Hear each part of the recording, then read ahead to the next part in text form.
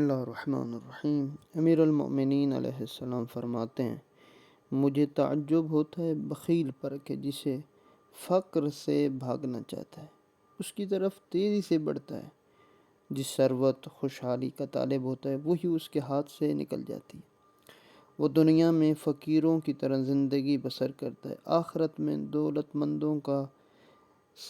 اس سے محاسبہ ہوگا، یعنی دولت مندوں کی طرح اس سے حساب لیا جائے گا۔ مجھے تعجب ہوتا ہے متکبر اور مغرور پر کہ جو کل ایک نطفہ تھا اور کل کو مردار ہوگا، یعنی جب مرے گا۔ مجھے تعجب ہے اس پر کہ جو اللہ کی پیدا کی ہوئی کائنات کو تو دیکھتا ہے، پھر اس کے وجود میں شک کرتا ہے، اور پھر بھی تعجب ہوتا ہے اس پر کہ جو مرنے والے کو دیکھتا ہے پھر موت کو بھولے ہوئے ہے، اور تعجب ہے اس پر کہ جو پہلی پیدائش کو دیکھتا ہے پھر دوبارہ اٹھائے جانے سے انکار کرتا ہے۔ تعجب ہے اس پر جو سرائے فانی کو آباد کرتا ہے اور منزل جاویدانی کو چھوڑ دیتا ہے۔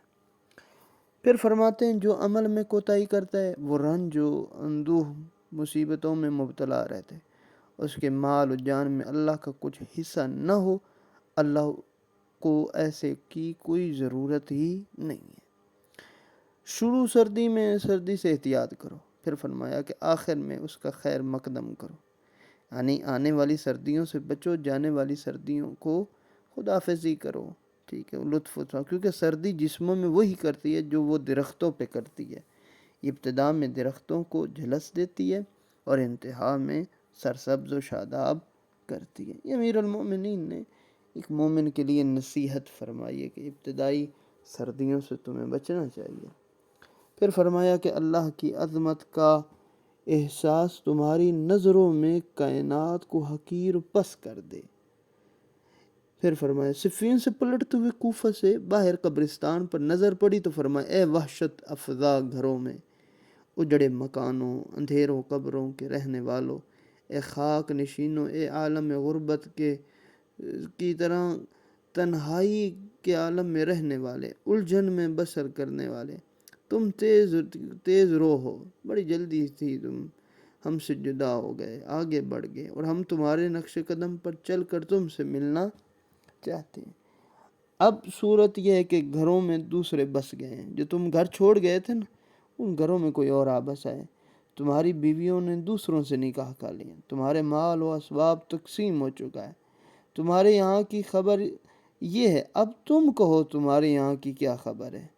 پھر فرماتے ہیں کہ پھر حضرت امیر نے اصحاب کی طرف متوجہ اور کہا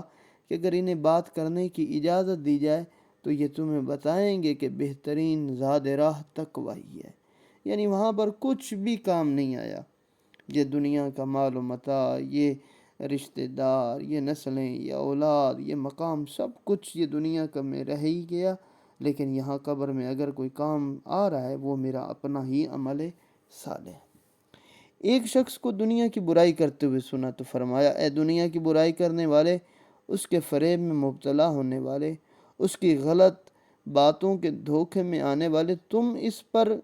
گرویدہ بھی ہوتے ہو، پھر اس کی مذمت بھی کرتے ہو، یعنی دنیا کے پیچھے بھی بھاگتے ہو،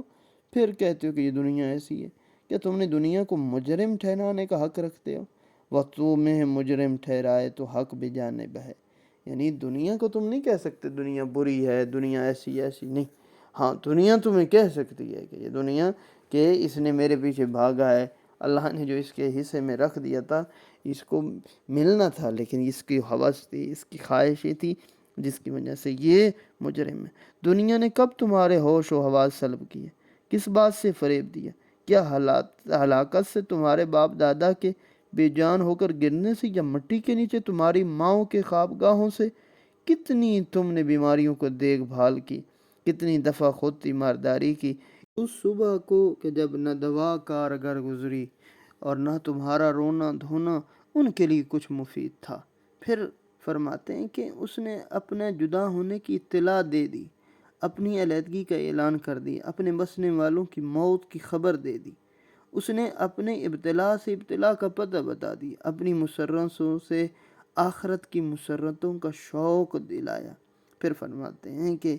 جن لوگوں نے شرمسار ہو کر صبح کی وہ اس کی برائی کرنے لگے، دوسرے لوگ قیامت کے دن اس کی تعریف کریں گے کہ دنیا نے ان کو آخرت کی یاد دلائی